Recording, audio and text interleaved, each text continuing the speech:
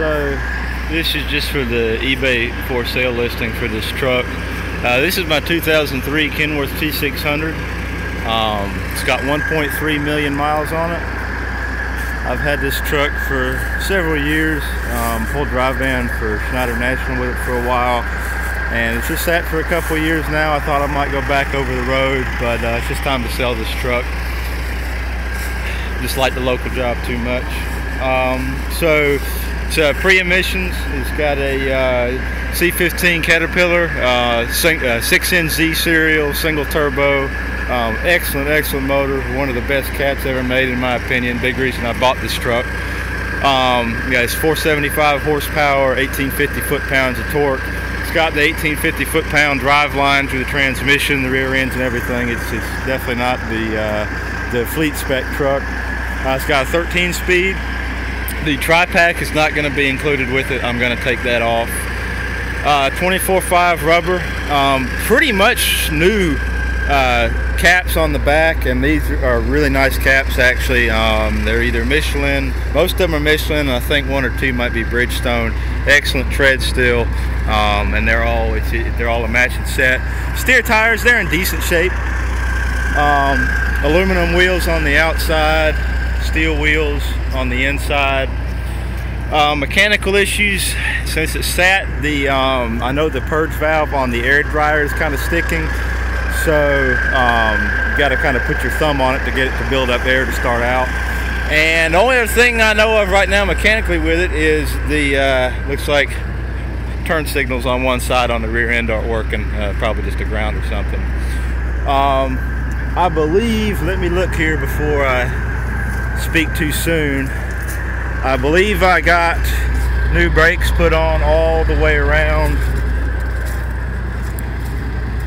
not long before I parked the truck. So yeah, we got new brakes and I believe new drums all the way around. Rear ends are in good shape, no leaks. All the bushings and everything are tight on here. No leaking from the airbags. It's got the Kenworth 8-bag air suspension on it. Does have a dump valve so you can let the truck down if you're going under a trailer.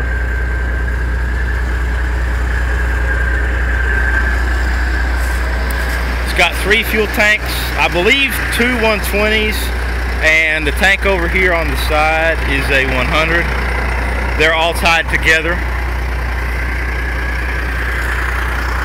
Everything I can tell, pretty much all the lights are working, except I believe this guy over here isn't working.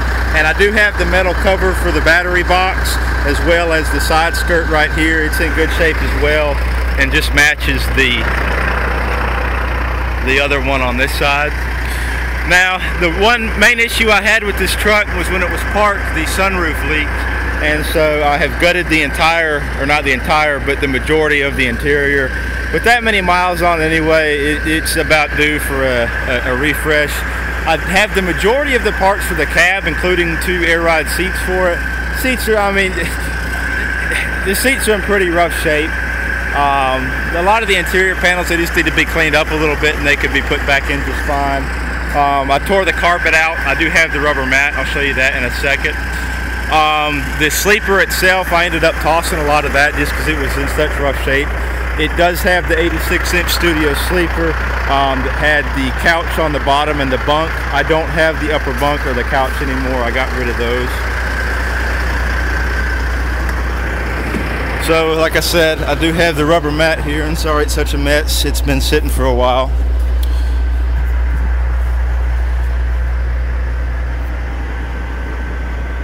Does have the fridge. Last I used it, it still works just fine, but it's been sitting for a while, so I don't know why it would have any problems. As far as I can tell, all the gauges are still working just fine. I've had it parked in my at work for a while, and I brought it home. The tack and the speedo are working just fine. Looks like the fuel gauge is not working. However, all the other gauges do appear to be working. Truck's got excellent oil pressure, sitting at about, I don't know, I'd say 43 psi idle there. It's got a nice Alpine head unit, built-in Sirius XM, Galaxy the 919 CB, that'll go with it. No check engine lights or any of that. No issues there at all. So let me turn the light on back here. I don't know how well it will show up. You can probably kind of see there, it's got some mold on the back panel there. Like I said, that's from the sunroof leaking, and I still have not managed to get the thing to seal back up. It probably just needs to be completely disassembled and sealed up. I put some caulk around here, but it could be leaking in from where the bolts go right there for the hinges. So before you put the interior back together, I would do that. So this could either be an excellent truck for parts, like I said, 6NZ serial C15 Cat, an excellent 13-speed. Transmission's very tight, no issues, no wore out collar gears or anything. The rear ends are good. Basically, mechanically, the truck is in very good shape, especially for having as many miles. Right now, the odometer reads 346,658, and it's already been around the clock once there, so about 1.34 million miles. I don't have any records of an in-frame having been done on the truck. I did have it dynoed at Caterpillar. I'll show the picture of that report in the eBay listing for it. Everything came back good on the dyno. That's when I first bought it. No problems there. It did have a head gasket done, I believe, between 700,000 and 800,000 miles. That was the only thing that Caterpillar themselves was able to look up from the serial number on the engine. The inner axle lock works fine.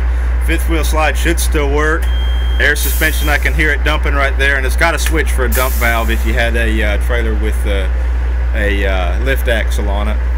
So could definitely use some cleaning up, but it's an excellent running truck. Like I said, good for parts, or if you wanted a cool project truck, could definitely be something like that. So if you got any more questions, feel free to message me about them. Thanks for watching.